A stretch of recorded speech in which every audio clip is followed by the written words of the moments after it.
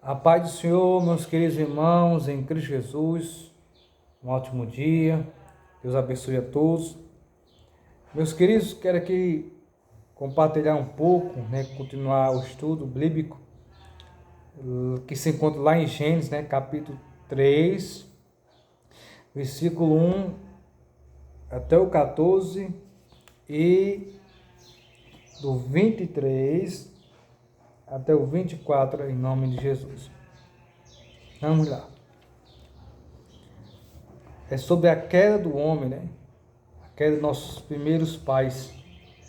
E em todo o livro de Gênesis, meus queridos, vamos ver por capítulo as coisas que vão acontecendo, as diferenças realmente das coisas que aconteceram naquele tempo. Em que diz assim: Ora, a serpente era ardilosa mais do que todos os animais do campo que o Senhor Deus tinha feito. A palavra ardilosa, tal como se utiliza aqui, não é negativo e sim positivo.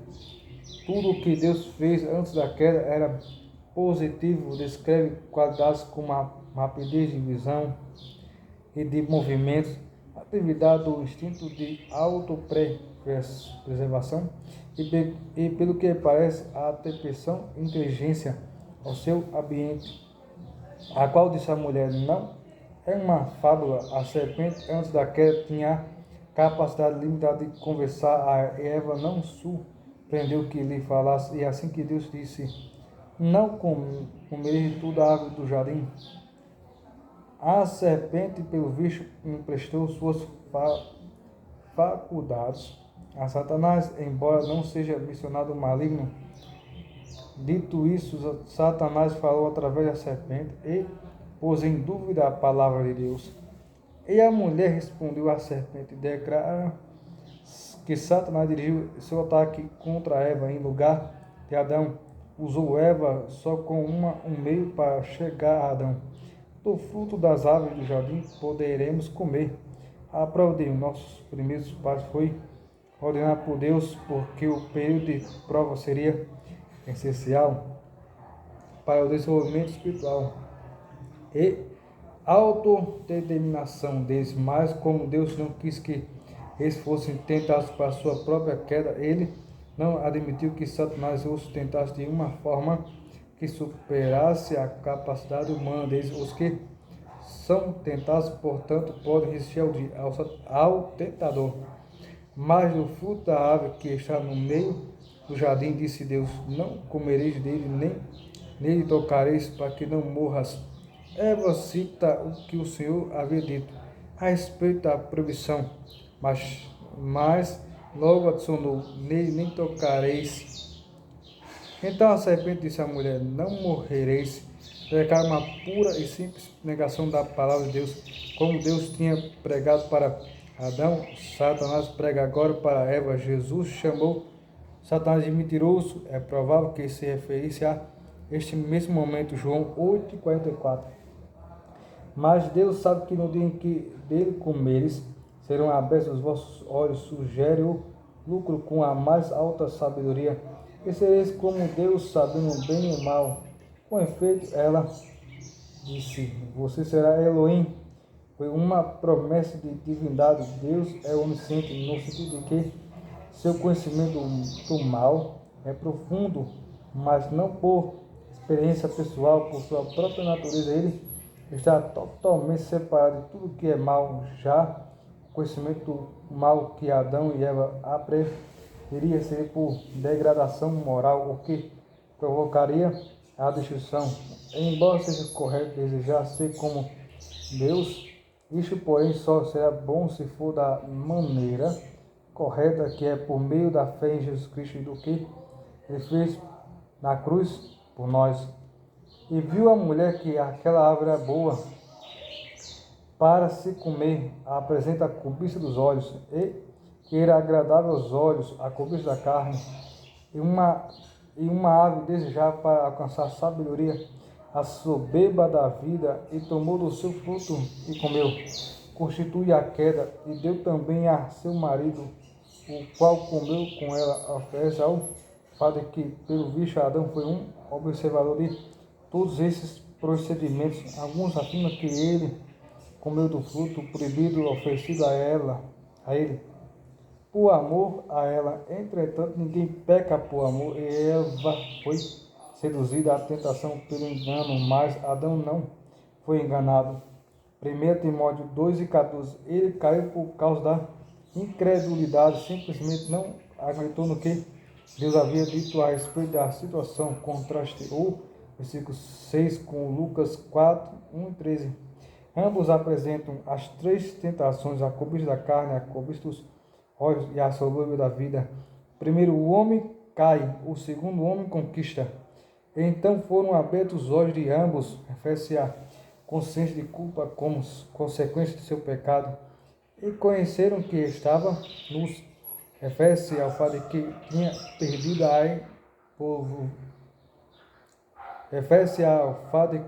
perdido a envolvente luz da pureza que anteriormente tinha revestido seu corpo. Então cozeram folhas de figueira, fizeram para si aventais. Os pecadores se vestem de moralidade, sacramentos, cerimônias religiosas que são como avental de folhas de figueiras de Adão, sem valor algum, que ouvir a voz do Senhor Deus que passeava no jardim ao ar do dia.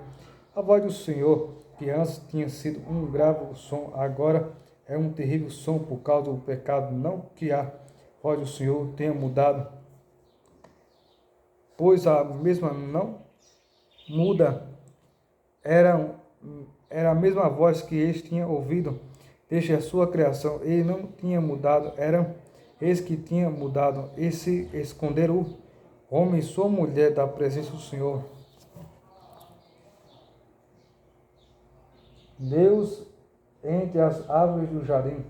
Aqui está o amanhecer de uma outra era na história da humanidade. O olho de uma consciência culpada está aberto agora pela primeira vez, e Deus e o universo aparecem em novas, terríveis formas. E chamou o Senhor Deus ao homem e lhe disse: onde estás? Esta é a primeira pergunta no Antigo Testamento. Onde estás? E a primeira pergunta no Novo Testamento. Mateus 2:2. No Antigo Testamento, Deus procura o pecador. No Novo Testamento, o pecador procura Deus. E ele, Adão, respondeu: ouvi a tua voz soar no jardim e tive medo. O medo é a primeira reação do homem caído. A consciência dos efeitos do pecado de Adão é mais clara que o próprio sentido do pecado em si.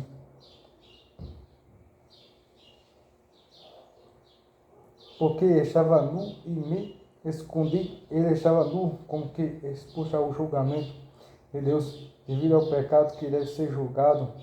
Ele tratou de ocultar-se de Deus. Da mesma forma, milhões de pessoas fazem isso, mas nunca com algum êxito. Deus queria que Adão soubesse que quem se esconde dele nunca se oculta dele, e o que foge dele nunca pode escapar dele. E Deus lhe disse: quem te disse que estava nu? Quem te disse que estavas nu? Leva a mente de Adão dos efeitos ao pecado que os tinha causado, sendo que o homem sente dor só pelos resultados da sua ação. Não há o arrependimento e o desejo de voltar para a presença divina. Comeste tu da árvore que eu te ordenei que não comestes? A forma como essa pergunta é formulada elimina o pretexto da ignorância. Também assinala o fato de que o pecado culminou em violação direta da proibição divina. Calvino. E o homem respondeu à mulher: que me deste por companheira, me deu da árvore e eu comi. Adão primeiro culpa Deus, depois culpa Eva. Ele recapitula a história como se, em sua opinião, aqui se tratasse de uma questão de rotina. que obrigou a agir como tinha feito o homem, sempre fez isso desde então. 13 ao 14, meus queridos. Então o Senhor Deus disse à mulher: "O que tens feito?" As duas perguntas: onde está? Onde está? E o que tens feito engloba o problema humano. E disse a mulher: a serpente me enganou, e eu comi. Apresenta Eva culpando a serpente. Em certo sentido, Eva culpa também Deus, simplesmente porque Deus tinha criado a serpente. 14. A aliança adâmica e as maldições. Aqui chegamos, meus queridos, em uma situação que Deus colocou uma maldição sobre a raça humana e sobre o planeta Terra. E até hoje isso permanece. Essa maldição só vai ser retirada quando o Senhor Jesus voltar. Ele vai governar 1000 anos, aí vem muitas outras coisas, né? O grande trono branco, outros acontecimentos que todo mundo sabe, conhece, do Apocalipse. Mas o principal de tudo é a nova Jerusalém, né? Novo céu e nova terra. Aí não haverá mais maldição. Ninguém vai dizer, ninguém vai falar ninguém vai falar mal do outro, ninguém vai zombar do outro, ninguém vai mais fazer o que bem entender, porque eles vão estar na presença de Deus, servindo a Deus, adorando ao Senhor, um novo céu, né? um novo habitar, né? Uma nova terra, uma terra nova que venha produzir muitas coisas boas, né? Quer dizer, nós vamos sentir o cheiro, aqueles que estiverem com o Senhor, vão sentir um cheiro agradável, vamos estar num lugar maravilhoso, de paz, de descanso.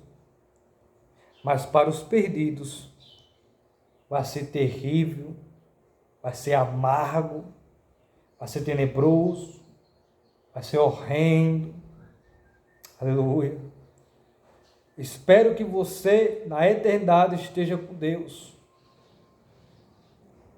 A Bíblia diz: escapa pela tua vida. Aleluia. Escapa enquanto é tempo, né? Deus está dando muitas oportunidades, Deus está dando muita chance ao ser humano. O homem pensa que vai viver muitos anos de vida aqui na terra, vai gozar muitas coisas desse mundo, mas não é assim. A alma do homem tem muito valor.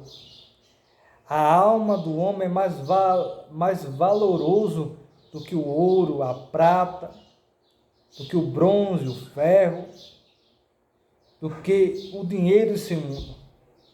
A alma do ser humano, ela é muito valiosa para Deus. Por isso que Satanás ele investe muito em ataques, colocando problemas, dificuldades. Satanás ele ataca de diversas formas. Ele ataca principalmente na família, ataca diretamente contra a igreja, mas Deus é maior e Ele sabe agir e sabe proteger aqueles que o temem e o amam.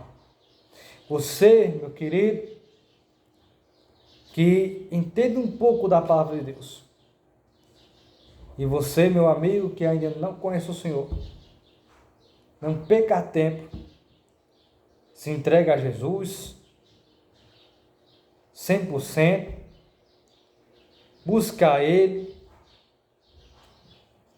e continue indo, prosseguindo rumo ao céu, porque a eternidade se aproxima. Vamos continuar. 14. Então o Senhor Deus disse à serpente: como veremos, nenhuma pergunta ou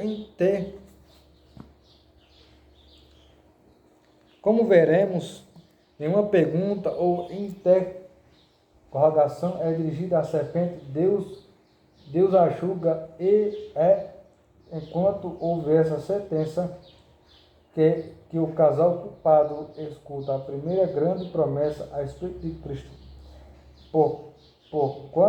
porquanto tens feito isto, maldita serás mais do que todas as feras e todos os animais do campo. Refere-se a este animal, possivelmente reduzido do lugar e da posição mais alta no reino animal aos mais baixos. Sobre o teu ventre andarás, e pó comerás todos os dias da tua vida. Se de fato a serpente fosse apenas um instrumento involuntário nas mãos de Satanás, acredito que o Senhor não teria amaldiçoado este animal. Agora, vemos aqui, meus queridos, Deus amaldiçoando a serpente. Ora, Deus, ele não faz as coisas por acaso. O Senhor sabia muito bem da situação. Deus sabia muito bem do que ia acontecer. E Deus, como sendo um Deus santo e justo, ele julga tudo. E aqui está julgando. Aqui o Senhor está julgando, né? Dando a sentença à serpente. Mas também está dando uma oportunidade a Eva e Adão. Mesmo eles tendo caído, mas dando chances, né? A eles. E para o mandato que seguiria, né? Hoje. Mas hoje é através de Jesus Cristo. Agora vamos lá para o versículo. Os versículos, aliás, né? 22 até o 24. Que diz assim.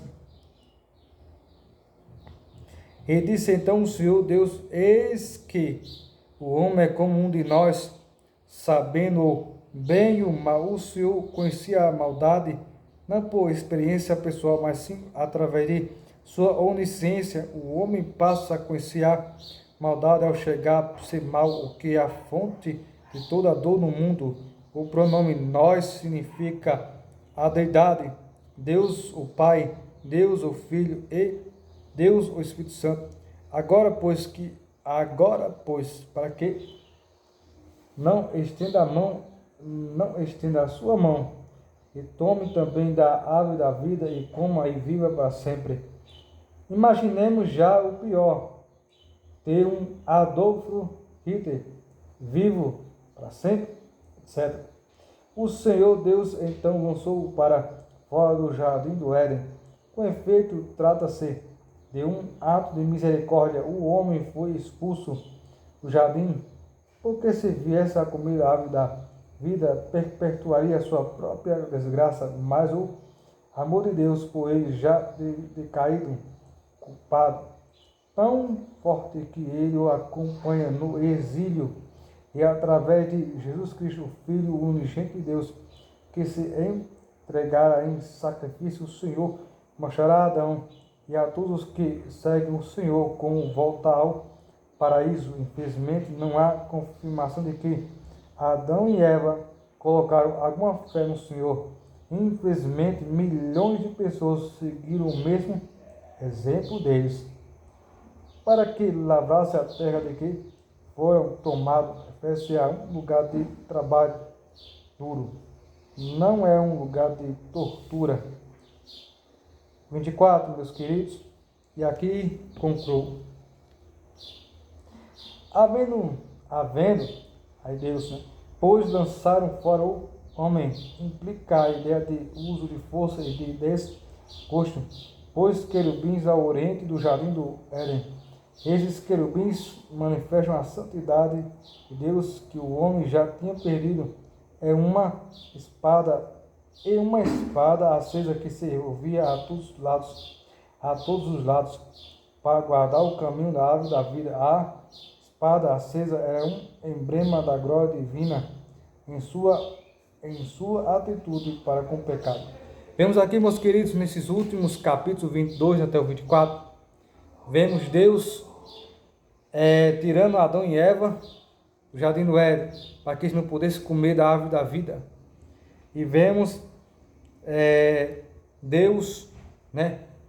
Mesmo o homem caído, mesmo o homem ter feito tudo isso, mas Deus sempre estava olhando sempre estava atento ao homem, sempre Deus estava ali com o homem, mesmo ele no pecado, mesmo ele no exílio, mesmo ele, o homem decaído, mas Deus sempre estava ali para atender, para ouvir o clamor do homem, porque o homem foi feito semelhança, né? Imagem e semelhança de Deus. Por isso que Deus ele dá muitas chances ao homem. Os anjos caídos não têm mais chance, mas o homem tem chance ainda, enquanto há vida, né? Porque a palavra de Deus diz muito bem,